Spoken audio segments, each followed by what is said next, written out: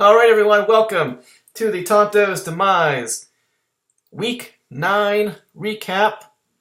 Yes, we are the champions. We are the defending champions. We are not this year's champions. We are not getting ahead of ourselves. We are still the defending champions. And even though we took a defeat this week, we remember that we are still the champions. And we will fight until the end. So little Queen there. I guess good timing because that new movie is out. So haven't seen it yet, but I'm sure it's probably pretty good. Anyway, so this is coming up a little bit late because I didn't really want to do it this year, but you guys kind of were asking for it, so I started doing them again. And I was looking at YouTube the other day and just happened to notice that the last 2 reviews had 0 views. So nobody's watching, so kind of like, what's the point? But here we are. And of course, I was like, well, I said, what's the point doing this? Because no one's watching anyway. And I, of course, getting jabbed because this is the week that I lost, so of course he's not going to do a review because he's so sad that he lost and blah, blah, blah. And okay. But there's always reasons beyond just moping around and not wanting to do it. But anyway, what happened in week 9? Some good stuff. Let's see, a couple of the teams that needed to get wins to avoid sinking further into the abyss were unable to do it. So let's just get into the matchups. We had, first off, the defending champion, Springfield Isotopes, going up against Disco. And Disco gives the Isotopes their first loss of the season. Final score here, 194.25 to 180.85. For Disco, we had Fitzpatrick with 48.5. Receivers were Ridley, Davis, and Traquan Smith, 19.5, 12, and 10.5 respectively. Running backs, Tevin Coleman and Matt Breida, 32.5 for Coleman, 5.5 for Breida. Jordan Reed, 7.5. Gordon in a flex, 22.3. Gostowski, about 6.5. And the Titans defense, Yahoo says 17, but as we know, it came down to Monday night, and I think Disco needed 27 points to cover the margin of cover the difference there, and between Davis and Tennessee defense, and I believe the Titans defense actually covered it all by themselves with the 27 points that you needed. Davis's total was just a little bit icing on top to take this from a extremely narrow victory to a 14-point victory there. For the Isotopes, we had Mahomes with 55.5. Wide receivers were Tyreek Hill, Doug Baldwin, and Valdez Scantling. No AJ Green on bye, and now he's hurt, so who knows when he'll be back, if at all, this season. So that's going to be a little bit tricky. I'm sure the only person upset about that is me. Tyreek Hill, 12.5, Baldwin, 11.5, and Valdez Scantling, just over 13.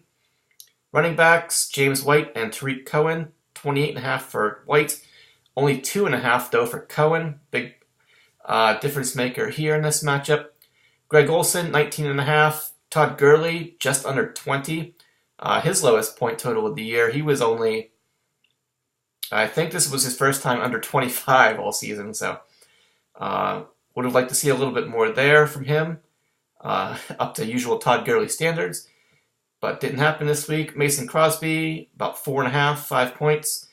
And Denver Broncos defense, Yahoo says 10. I think it was right around that.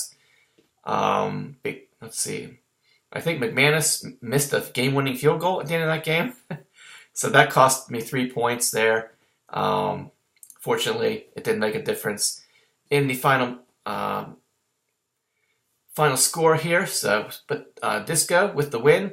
He is 7-2, and with the loss, the Isotopes fall to 8-1, but they are still in first place.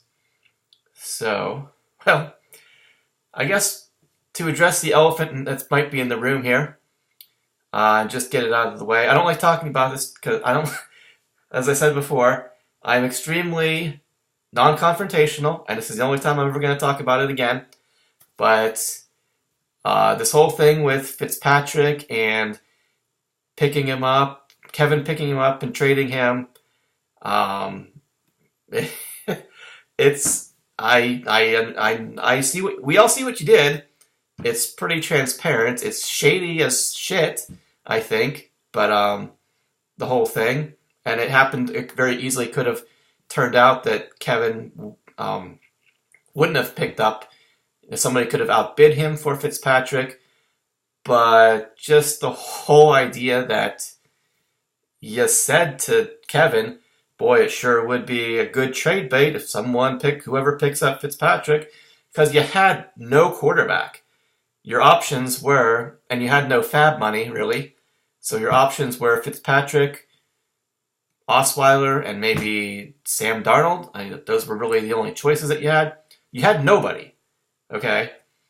And you said to Kevin, boy, sure would be great trade bait, whoever gets him. And it just so happens to be Kevin is the one who picks up Fitzpatrick for a huge bid. He doesn't need Fitzpatrick, he doesn't need that quarterback. And then you almost immediately turn and trade him to Disco, which is, everybody sees what was going on because you said, and by you I mean Disco, on the night before, Craig might as well bid a bunch of money, whatever he wants, on Derek Carr, do that, try to block me from getting quarterback, but no worries, I think is what you said. So obviously something was in the works. It's pretty easy to tell that something was up, and you didn't even make any bids on any quarterbacks, even though you literally had none. I guess, yeah, Derek said Carr would have been another option for you this week out there on the waiver wire, but said you had no quarterback. You didn't even try to bid on one. Said no worries, everything's fine. So clearly, this was all planned out from square one, in basically saying that if you do this, I will to Kevin, you do this, I will compensate you with a trade to give you somebody that you pick up this and then you give it to me, and I will compensate you with a player, one of the best running backs in the league the past couple weeks. So. Is that how that is not straight up colluding together? I don't say this is the last time I'm going to talk about it. I understand the strategy of what you did because you were both, well, Disco was in a desperate situation, and somebody, which just so happened to be Kevin, just happened to swoop in there and take advantage of it. If it hadn't been Kevin, it probably would have just been no big. It wouldn't even have made it, but such a seems so fishy because we all know Brandon and Kevin talk to each other about fantasy all the time. So clearly there was some kind of not wink and nod here in the whole situation. But you gave up. You traded away Marlon Mack to get a win this week. Was it worth it? Maybe. In the long run, we'll have to wait and see. It's not looking too good for Le'Veon Bell. I traded Marlon Mack. In the long run, I don't know if this is going to be the best thing for you. You might end up missing him, not being on your team anymore. Although you needed a quarterback. Your only other option would have been Eli. So you kind of did what you had to do. I just think that the whole thing is kind of fishy. I don't know, whatever. It smells funny that you guys did that, and but it is what it is, and we'll see. 1 week does not determine the season, so I'm really not worried about it, to be perfectly honest, even though I just went off about it, gave you my reasons for why it's kind of fishy to me and probably everybody else. But like I said, you're happy to give me my first loss, but I've also said this many times before. I don't care about what happens in the regular season. Yeah, getting to 8-0 is kind of nice. You starting to toy with the idea of, how cool it would be to get a perfect season. But, that's all gone now, so no big deal. I said, who finishes first in the regular season? Nobody cares. The only person who ever remembers that is the person who gets it. As long as I'm in the playoffs, I do not care which seed I end up at. Never have, never will. And as long as I'm in, and we'll see what happens from there. So I plan on, I know that this is probably going to reignite the, some fire in the lineup, but, I'm over it. I don't really care. I just think, I will always think that it was kind of a little bit shady there, what was going on for that transaction. But you did what you did, and that's just my opinion, and we will keep on moving on. I said, season's not over. So, alright, let's go to the next matchup. Mighty Midgets versus Juju and the losers. I don't like saying that, I just want to stick with the White Wolf. You still got the avatar of the White Wolf, but unfortunately, you kind of lived up to the name again this week. And you got trounced by you didn't really you put up one of your best scores of the year so far for the White Wolf there, but not enough as Mighty Midgets goes over 200 points. Score was 217.8 to 163.5, so not a bad showing for the White Wolf this week, especially thanks to Michael Thomas, who pulled a Joe Horn, pulling the flip phone, out from underneath the goalpost there, which was pretty entertaining to see on TV there. But unfortunately for the White Wolf, that was the highlight of his week, maybe his season. Let's not get carried away. All right, Mighty Midgets. Roethlisberger, 56. Wide receivers, Thielen, Amendola, and Sammy Watkins, 12.5, 9.5, 11.5. Kamara and Zeke, 33.5, 15.2. Tight end, Jared Cook, only 4. Marvin Jones Jr. in the flex, 12.5 there. Probably be looking to put him in your starting lineup, perhaps the rest of the season, now that Golden Tate is no longer there. He's going to be one of the two main guys with Galladay. So Marvin Jones might be going from a every week bench play to possible every week starter there. So we'll see what happens. Prater, your kicker, about 10 points. And Miami defense, biggest factor here. Yahoo says 31. I believe, didn't they score like -3 or 0 last week? Miami defense. Let me check my notes here. 52 looks like. Yeah, we had some big scores here. Yeah, Miami D went for 52 points. So that was an extra 21 tacked on to what Yahoo said there. And that was enough to get past the White Wolf this week. See, he had Keenum go for 44.5. Thomas, he had a long touchdown bonus there, so he actually had 45 points. He outscored your quarterback. Then Juju, 14.5. Cooper Kupp, just under 20. Running backs, Frank Gore and Devontae Booker. 7 and 8.5. Njoku, your tight end, about 9.5. Played Sutton in the flex. I think the whole world was expecting bigger things from him this week as they traded away Demaryius Thomas. Thought this was the time for him to really break out. Unfortunately, he only had 3 catches for 57 yards, so 8.7. Maybe that was the breakout will be somewhere here down the line later in the season.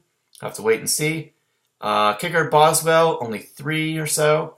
And then the Redskins defense.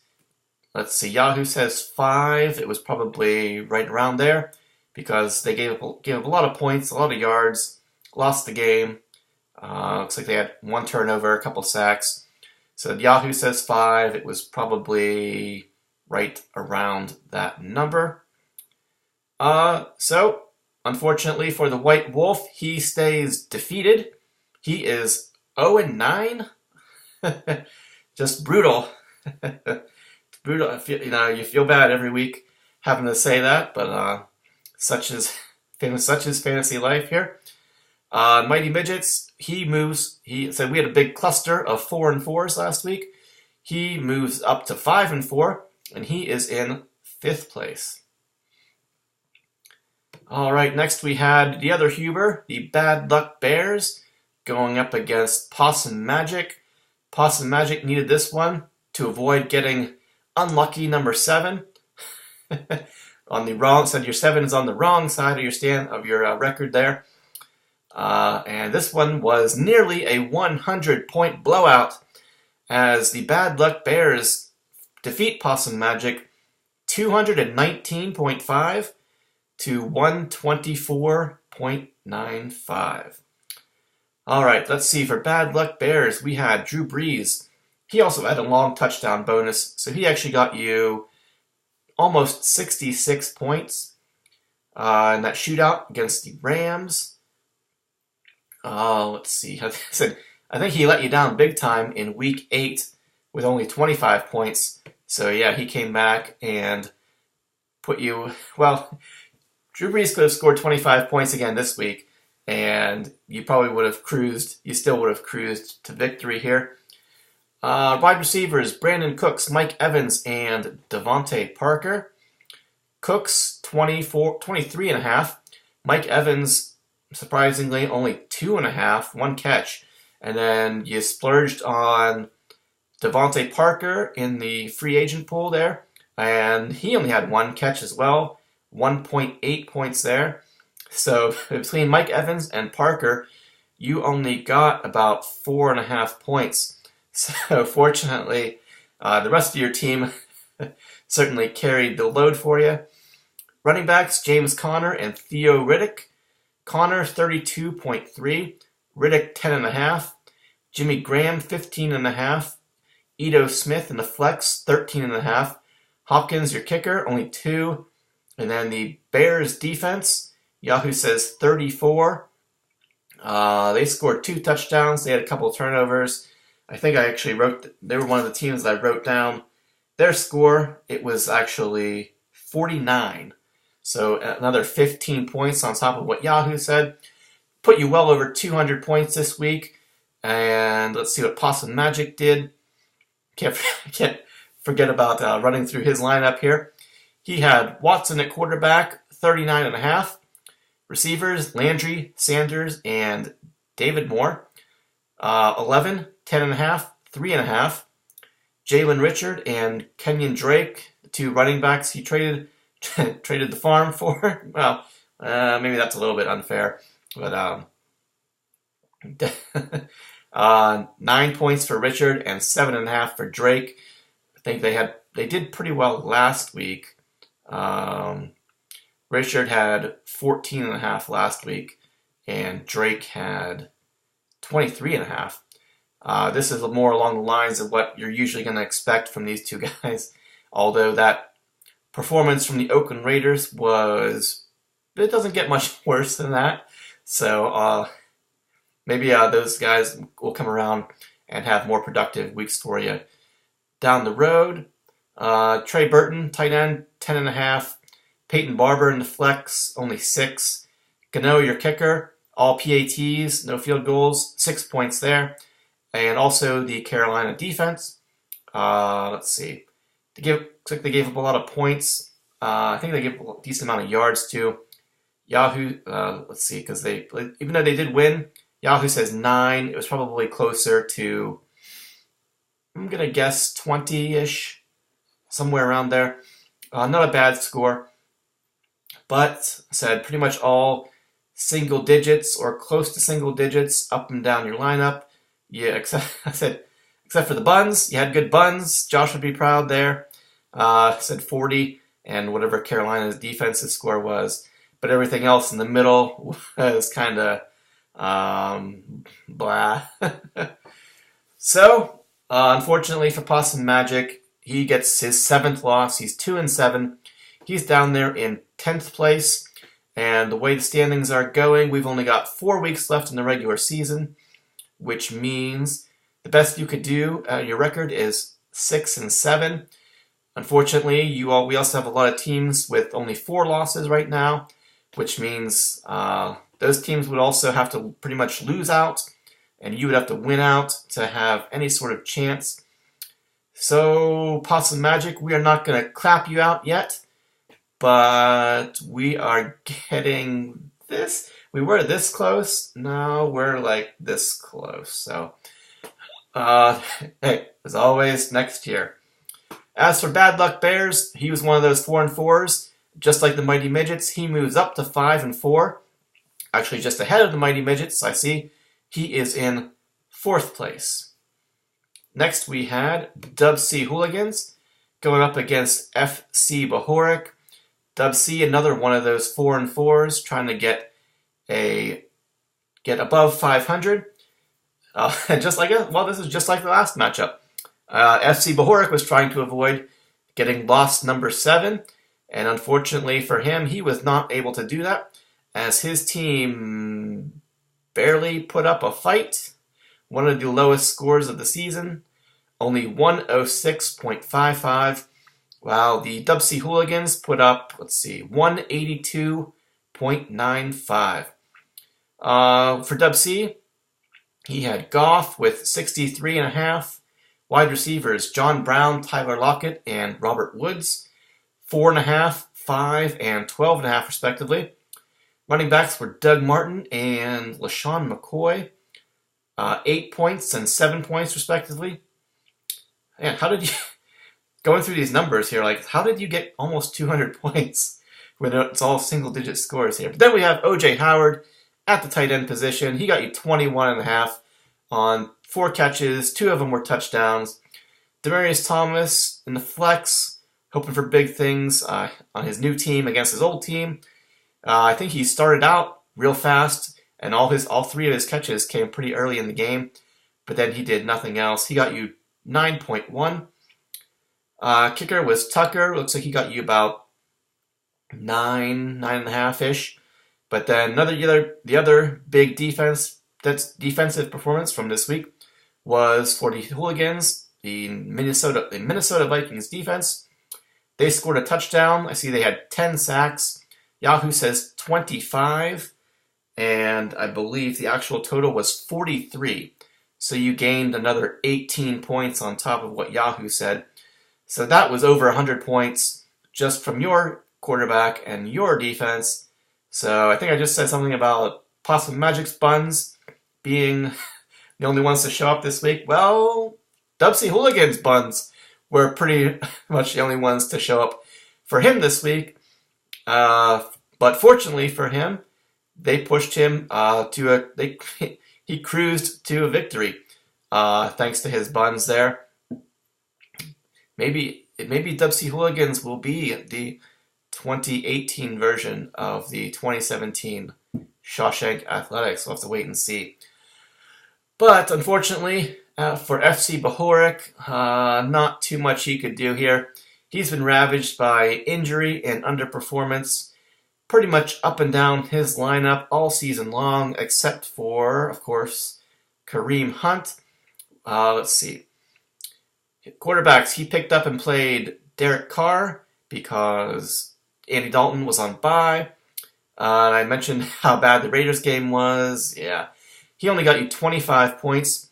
Your receivers, Goodwin, DJ Moore, and Keenan Allen, 2.3, 5.8. Keenan Allen was actually over 20. He had about 21.2. Running back, Kareem Hunt and Adrian Peterson. Another 33 points this week for Kareem Hunt. But unfortunately for Adrian Peterson, he only got you 6.5. Gronk and put him in the lineup, even though he was left him in the lineup, even though he was inactive for that game. I think this wasn't on purpose. I think Justin, from what he said, he kind of fell asleep. He could have picked up somebody, I think, from the Monday night game and played them, or he was going to do something. I don't know. He was going to do something here, but I think like he was saying that right before the game he fell asleep, never got a chance to take Gronk out and make a move there, and then woke up. The game was like halftime, so he was stuck with Gronk and that 0. So what are you gonna do? Fortunately, it made no difference here. Either way, Kenny Stills in the flex, only 3 points. Dan Bailey, kicker, about 6.5 points. And then your Rams defense, which I think is still the only defense you have in the shootout against the Saints. They only had 1 turnover. They lost the game. They gave up too many points. Gave up a ton of yards. Yahoo says 3. It was probably, if not 3, it's definitely still in the single digits there, because they only had the 1 turnover and they lost, so you lose that, you're back to 0. So it actually might have been maybe 3 points somewhere in there from the stats. Maybe they didn't have over 150 rushing yards or something like that, but disappointing performances up and down his lineup this week, and unfortunately for FC Bohoric, with that loss, he is 2-7, just like Possum Magic. Your chances of holding on to any hope for this season of making it to the postseason went from here down to about here. So again, there's always next year. So let's see. As for Dub C Hooligans, one of those teams another team moving from 4-4 up to 5-4. But unfortunately, he is in terms of playoffs, he is still on the outside looking in. If we started today, he is in, but only right outside the window, he is in 7th place. Next matchup, Gags to Riches versus Shawshank Athletics. Shawshank, you needed to win this one to hold on to your chances, which are still not as bad as Possum Magic and FC Bohoric, but you are kind of reeling and need to turn things around. You had a chance here because Gags to Riches didn't even break 150, but unfortunately for Shawshank, I see a good score from Aaron Rodgers and pretty much single digits the rest of the way down. So obviously, Gags to Riches gets the victory here. Score is 147.1 to 110.05. For Gags to Riches, Kirk Cousins, only 25.5. Wide receivers, Devontae Adams, Anthony Miller, and Tyrell Williams. I guess, is that pretty much all Tyrell Williams does is catch touchdowns? Because I see he had 2 catches. One was another touchdown. All right, see, Adams, Miller, Williams went for 16, 10.5, and 10.5, pretty much, respectively. Running backs, you picked up and played Kyle Jiswick from the 49ers and Latavius Murray. Only 3 points for Jiswick. I don't even... Well, there's no W's in there. I don't even... Kyle, we're just going to say Jiswick. Whatever. That's his last name. Kyle Jiswick. Murray, quite kind of a quiet game for him. He did score a touchdown, but only got you about 11.5. Travis Kelce, 29 points. Big game for him. 2 touchdowns. Snead in the flex, 12.8. Zerline, your kicker, looks like he got you about 11 or so. And then the Chiefs defense against the Cleveland Browns, Yahoo says 11. I think it was closer to 20, low 20s, maybe higher teens. I'm going to say, though, probably like 21, 22, something like that.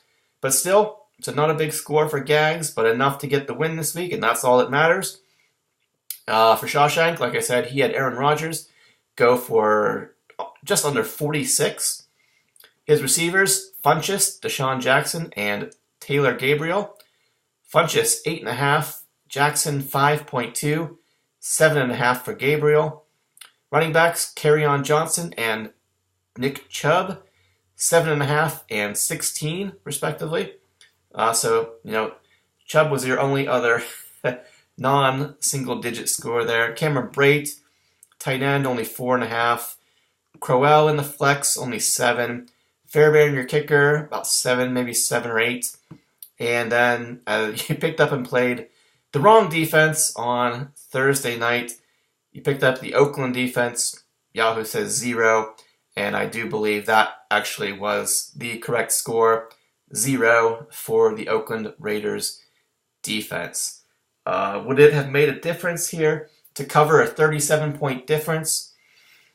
Probably not. If you had started the 49ers defense. Taking a look here at Shawshank to see if there's anything else you could have done differently to win this matchup. You had a lot of people on bye. So really, you pretty much had nothing different that you could have done with your starting lineup to have changed the outcome of this one. Gags to riches. With this victory, he is also 8-1, right on the heels of Springfield Isotopes. He is in second place. And Shawshank Athletics said you needed this one, couldn't quite get it. You are 3-6. So with 4 weeks to go, you're still kind of in there. You're on the outside looking in. If you win out, you could end up 7-6. That's best case scenario. Winning 4 games in a row is no easy task in our league, especially when you haven't won 4 games yet all season. So gonna be tricky. The way it's playing out, could there be another 6-7 team make the playoffs this year? Possibly. But I said we had a lot of people move from 4-4 to 5-4 this week, so it's going to be even trickier for Shawshank to turn things around and maybe squeak his way into the playoffs there. Like I said, he's 3-6 and he is in 9th place. All right, finally, we had the best matchup, I think, of the week, deserving of the matchup of the week that it was. It was the Battle of the Podcasters. Space Antelope versus Hillbillies on PCP. This one came down to the wire on Monday night. And I think, Brian, you needed, 16 points? Let me check my record here. You were down by 15.2. So you needed 16 points from the Dallas Cowboys defense. And you only got 13. Ouch. And Space Antelope holds on. Final score, 170.75 to 168.5.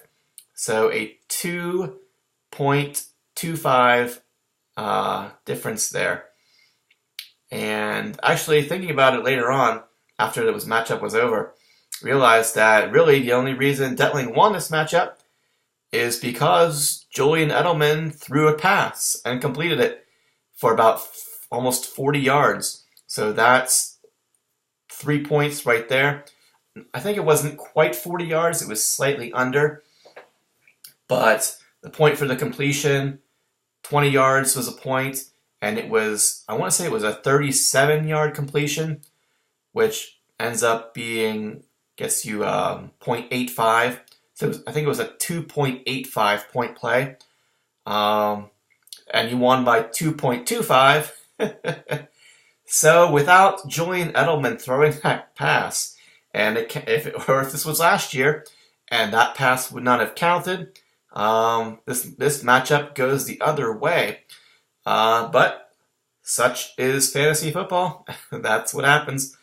The heartbreaker for Hillbillies on PCP. However, once again, 1 week does not make the season.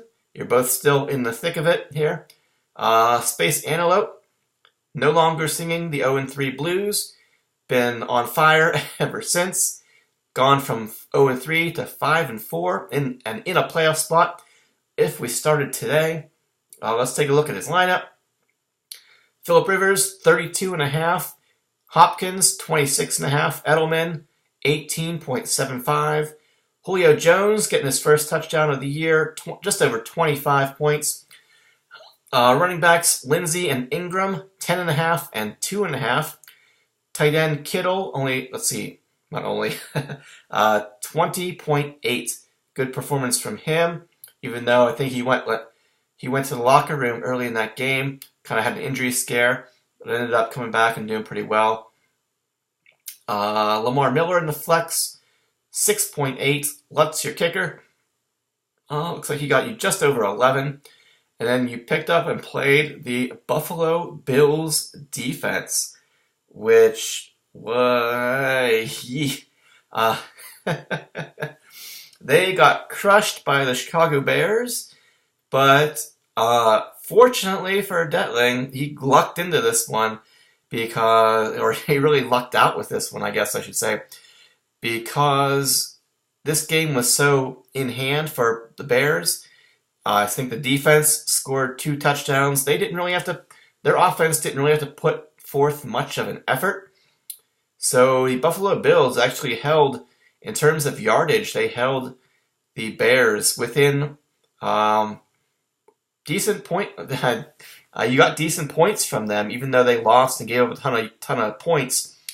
They did have a turnover, they did have a sack, but I think the yardage was actually pretty low, and you ended up actually somehow getting like 10 points out of that mess.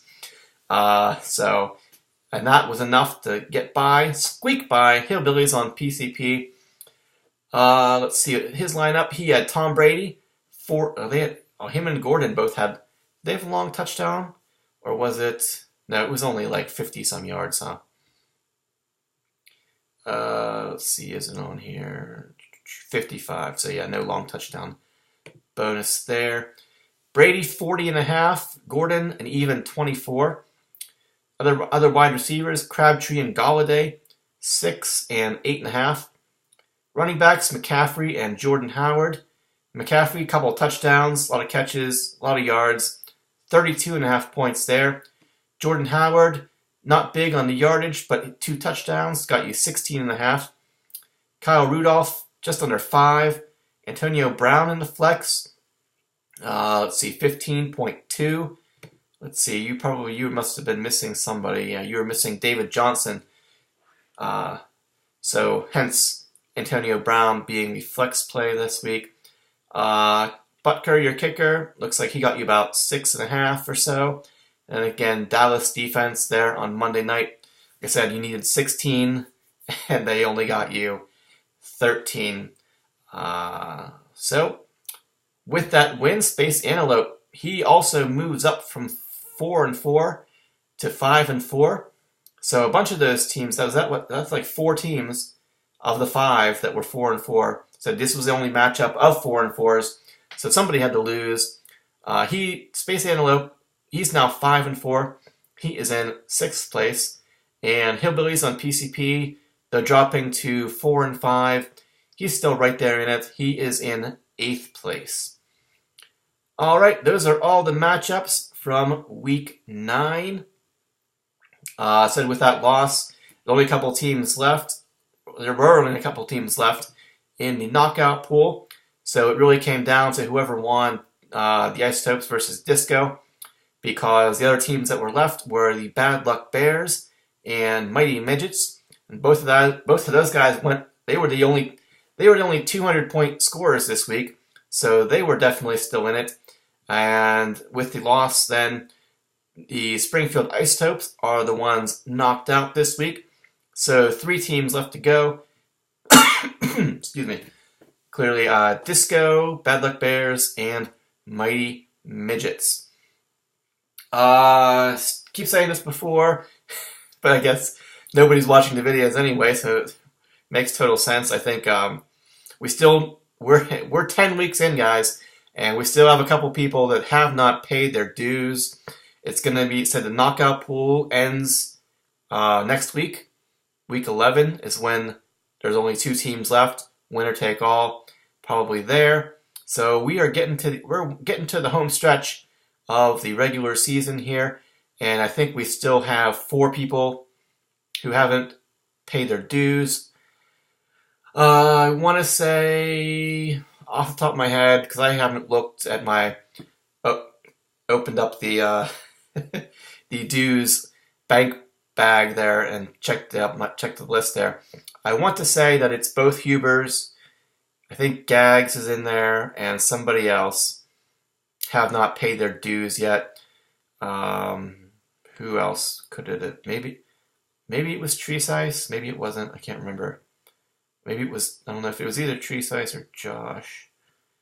One of those two. I'd have to look. I have the list of everybody that did pay. But yeah, I think we still have 4 guys who aren't paid. It's going to be time to start sending out money soon. And said Christmas season is coming up. So try to get I will definitely do it like right after I post this video. I will put my address in there, maybe on the actual message board here. Get that out here to whoever who needs it. Said don't wait till it's December and Christmas time, whenever the mail gets kind of crazy. Don't want to be sending out checks in the mail and possibly getting lost there. I guess not that it would really matter, but let's see. Which is why I think I will I will probably do most of the payouts. We'll see who wins the knockout pool. But once the season ends, all the payouts will probably go out. The regular season, the championship game, Tonto Bowl, is usually right around Christmas. I'm not sure what exactly day is this year, but I will probably wait once again. I think did it last year until after Christmas, probably after New Year's, till kind of the holiday season dies down, because I don't want to be sending out checks in the mail during that crazy season. I'm sure it's not a big deal. I would think that the chances of your mail getting lost are pretty slim, but no reason to take that risk. But we'll get it out. We'll get the money out as soon as possible. Of course, maybe we won't need to be sending any checks out. We might be able to just hand in cash over hand to hand here to whoever comes away with the first, second, or third place regular season championship too. Yeah. Anything else that I need to? We got the trade deadline coming up soon. Let me take a look. It's usually there's a notice here right on Yahoo that says their standard trade deadline is November 10, which would be Saturday night. But I usually make it so that it is a little bit closer to Thanksgiving. So it's not too late, but not too early. So our trade deadline is actually going to be November 17, so next weekend. You got another week to make any trades.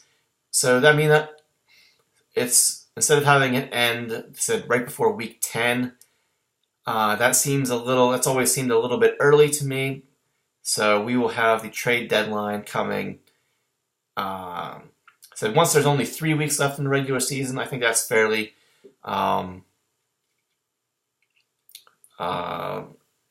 fair. I guess fair would be the best term to describe it in terms of cutting off trades there. So once there's only 3 weeks left in the regular season, that's a decent spot to have the trade deadline, I think, there. Because then it's already going to be Thanksgiving here, so season's flying right on by. Let's see. Week 10 coming up. I don't know if there's going to be a podcast because Detling is been gone. I don't know when he's actually coming back here. So shall we take a quick peek at Week 10? See what's coming up. We've got a big battle here coming up. Springfield Isotopes versus Gags to Riches. Both of these teams are 8-1. Gags is on an 8-game winning streak. He started the season with a loss and has gone all wins from there. And as you know, the Isotopes just got their first loss, so they are trying to avoid running in first place for the entire season so far and crashing back down the standings here. Trying to get back on track. So said 2 8-1 teams going at each other. First place and second place should be a pretty good battle, even though I think the Isotopes, like I said, AJ Green is going to be gone for a while. Who knows? Kind of has some problems there at wide receiver. But Gags to Riches has some bye week blues. None of his Vikings are going to be there this week. They've kind of been hit between them and Saquon Barkley. Been carrying the load for Gags a lot of weeks this year. So, but yeah, 2 8-1 teams going at each other. Should be a great matchup and fun to watch. We'll see what happens there. We've got the Huber brothers going up against each other. Said White Wolf still defeated, trying to get that first win. Not looking good in terms of projections here. Except for the Bad Luck Bears, looking good for him. He's looking to move up to 6-4 and get even closer to a playoff spot. Next matchup, we have Disco versus Hillbillies on PCP. Like I said, Hillbillies lost last week. He was the only one who dropped to 4-5. He's looking to get back on track, back to 500, versus Disco, who got the win last week. He's in third place. He's trying to hold on and make a push for a playoff bye. Maybe first place. Who knows how things are going to shake out. But so Disco will, if he can get that win, so that would be 8-2. Somebody is going to be 8-2 from between the Isotopes and Gags to Riches there. So a chance for Disco to possibly move up even further in the standings there. Although Hillbillies on PCP looks like their projection is about 14 or 15 points there in his favor, and he kind of needs this one. He needs to get back to 500. Don't want to get that loss number 6 with a couple weeks left to go. You're still fighting for one of those last playoff spots. So every week here on out is going to be important for Hillbillies on PCP. So we'll see what happens in a week where he really needs this one. So that'll be another good matchup to watch. Then we've got Space Antelope versus FC Bohoric.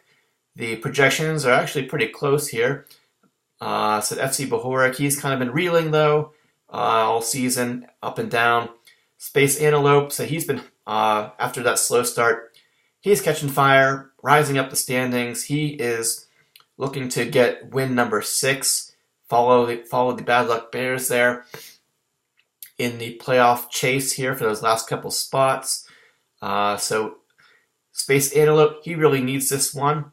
Well, maybe he doesn't need it, but it definitely would help things, make things easier in the last couple weeks here. Then we have said FC Bohoric. The projections are actually pretty close, but FC Bohoric said he's been really up and down all year. He needs his team to really turn things around and meet, perhaps exceed their expectations this week here, and perhaps make be a thorn in the side of Space Antelope there in terms of the playoff chase here. Then we have Dub C Hooligans versus Mighty Midgets. I believe this is the only matchup of 5 and 4s. So one of you will get win number 6. One of you will drop back to 500. And let's see, the projections are about 15 points in favor of Mighty Midgets right now.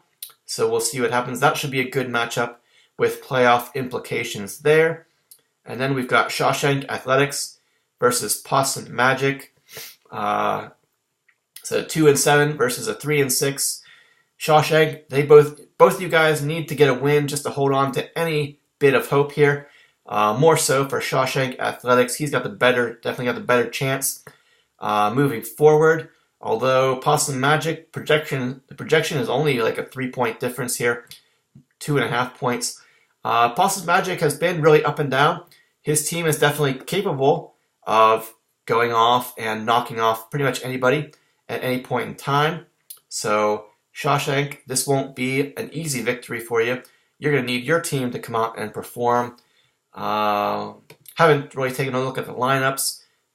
There might be, the Vikings are on bye this week, I know. I'm not sure who else is. I know the Broncos, because I have their defense. Not sure who else is on bye this week, so there might be some bye week problems there for some random teams up and down the up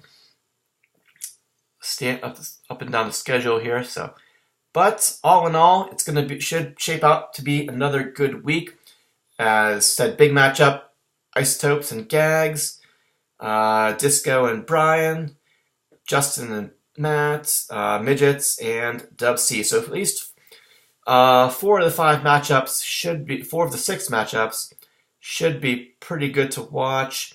I'm not going to just assume right now that Bad Luck Bears are going to steamroll over the White Wolf, but the way things are going, as a trend, you can only keep losing so many times. One of these times, you're going to catch a break here. Maybe it'll be this week, and you can upset Jay there and his playoff push.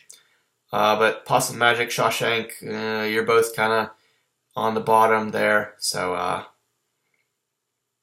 maybe not the most exciting matchup, but important nonetheless to the people involved in it.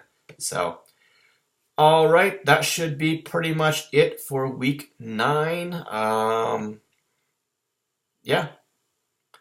So we'll see if this video gets any views.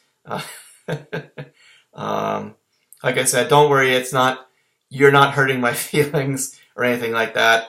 It's kind of nice not worrying about this stuff and doing this every week. But anyway, here we are. And the only last thing to say is just I hope that I kind of hope that nobody listens to this anyway, because I just don't want to dredge back into the whole trade thing anymore. I don't want to talk about it. I don't want to, whatever. I just don't want to hear about it. I don't want to talk about it. It's in the past. We're moving on. But I feel like that is going to end up happening anyway. So, but anyway, that's my opinion on it. Just let it go. I don't want to talk about it anymore. All right, that's it here for week 9. We got some great matchups in week 10. Going to be fun to watch. Getting down to the last couple weeks of the regular season. A lot of teams, as I said, we got several teams fighting for those last 3 playoff spots. Let's see, 1, 2, 3, 4, 5. 5 teams, maybe 6, fighting for 3 spots here. So, going to be fun to see what happens, where everybody falls in the standings in terms of your playoff seeding. That's always important. And yeah, we'll see what happens these last 4 weeks. Hopefully, all of your players. Let's hope that all of your players exceed expectations. No one gets hurt, and we're all back here happy next week. Well, half of us will be happy. All right, guys. Thanks, and we will see you back here again next week. All right. Thank you again. See you then.